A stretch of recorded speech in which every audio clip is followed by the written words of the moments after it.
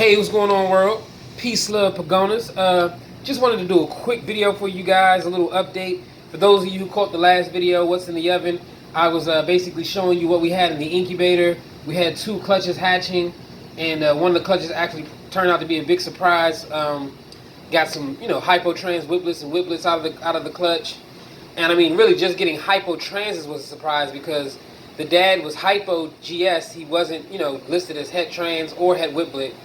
But ultimately, I got some hypotrans leatherback GS's and some hypotrans wits and some whiplets. So it was a super crazy clutch. Also had a clutch of zeros hatch. But when I was going through the incubator, I had a clutch that had just started hatching, to my surprise.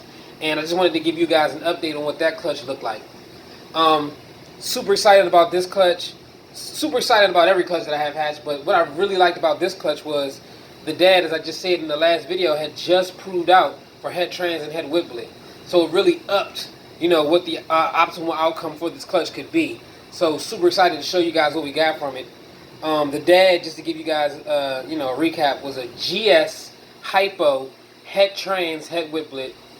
Like I said, he just proved out for the translucent gene, just proved out for the whiplet gene with the last clutch we had hatched. And the mom was a translucent dunner, het hypo, het zero. So these babies are going to be really good for my Wero projects in the future. We're going to have a lot of fun holding some of these back to cross later on and see if we can produce some Weros, zeros, whiplets, or any of the 3.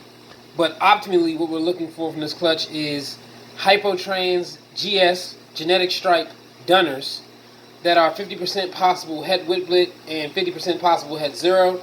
I know a lot of you get confused when I start talking about the possible hets and het percentages, etc. But I'll do another video on that for you guys soon. Just wanted the following get up before we start getting real deep into genetics. But like I said, just wanted to show you guys this clutch. A lot of interesting and unique looking babies in this clutch. And ta-da! Looks like I still have 2 eggs due to hatch. But I'll just show you guys what we have off the top.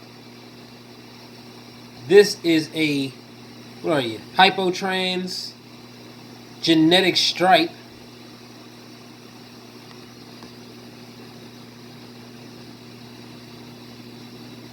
Another genetic stripe that will be 100% het for hypo and trans. And it looks like this guy had the cord wrapped around his neck. So we'll put him back in the incubator and hopefully, that'll heal up and it'll be alright. But, I'll keep you guys posted on it.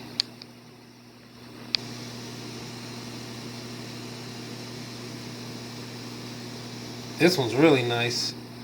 Translucent dunner, het hypo, possible het zero and whiplet.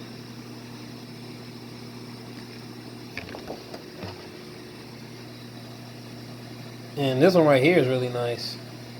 Not quite a genetic stripe. As you can see, there's a nice spinal pattern.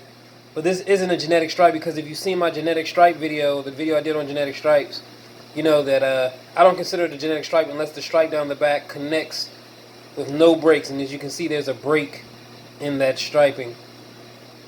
But still a beautiful dragon. Looks to be a hypotrans. And this will also be possible het whiplet and zero. Every baby is going to be 50% possible het whiplet and zero. So I'm going to be holding a lot back from this clutch. Like I said, to try to prove it out for whiplet, zero, and if I get one that is actually het for whiplet and zero, perfect candidate for our Wero project. So, definitely excited about this clutch. What do you got? What do we got here? Come here, guy. Looks like a, do you got white nails?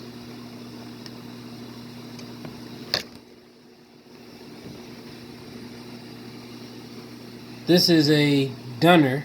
100% het hypotrans.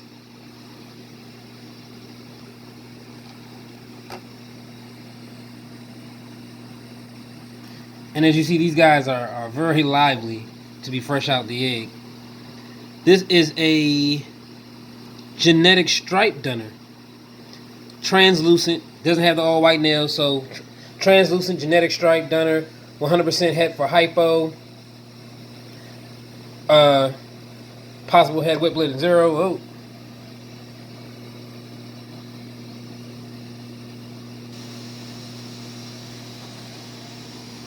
Hard getting these guys out and holding the camera at the same time. Ah, look at that beauty. Hypotrans dunner. Like I said, I'm looking to get a hypotrans GS dunner, and I still have 2 eggs due to hatch, as you can see. But we're gonna go ahead and get these babies in the water and get them in a container separated from the eggs, and we're gonna put them all back in the incubator. Another hypotrans dunner. This one's really nice. Some really nice looking dunners. I really love the darkness of the transes, and even the hypotranses. You know, hypo gene usually lightens dragons up. So when you have a hypotrans, it's usually a lot lighter than a trans. But even the hypotranses seem to be pretty dark, which is really cool, really unique.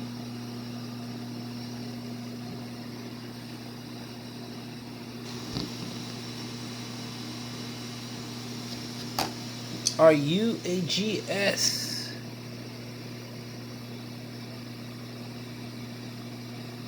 Looks like we might have a GS here.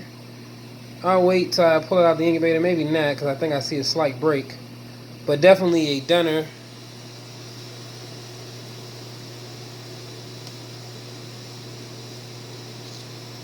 Looks to be a translucent dunner. 100% het for hypo.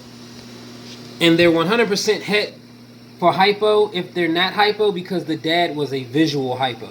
So when you cross a visual something, let's say a visual hypo to a non-carrier, all the babies will be 100% het. Okay, and when you cross, a visual to a het, you'll get babies that are either visual or 100% het. Okay, so whenever you cross a visual to something, anything that doesn't come out visual is 100% het. Like I said, I'll do another video for you guys. Look at this dunner right here. Lots of dunners in this clutch. You're pretty. You look like a hypo. Yeah, this is just a hypo. Very unique pattern. Might possibly be a dunner. But yeah, this is just a hypo here. 100% het for trans. I really like this one. Dad's a citrus. Mom isn't really a citrus. She's more of an eerie greenish yellow color because she's translucent and she's het 0. The 0 gene really makes the colors funky, especially in the earlier pairings I did. She has some import bloodlines as well. Her father was imported from Germany. But yeah, like I said, I just wanted to give you guys an update on the clutch. Really happy with them. 2 eggs left to hatch, so hopefully I hit a hypotrans GS dunner with one of these last 2 eggs. Got my fingers crossed. But just to show you guys the clutch again, super happy with the outcome. Now, one boring baby in the bunch. It was a 14 egg clutch. One of the eggs didn't make it, so 13 babies expected if these last 2 hatch like they're supposed to. And yeah, super happy, super excited. Thanks again, guys, for tuning in. Like I said, just wanted to do a quick video for you. Hope you all enjoyed. If you did, if you liked it, if you learned something, please be sure to like, comment, subscribe. And in the meantime and in between time, peace, love, Pagonas.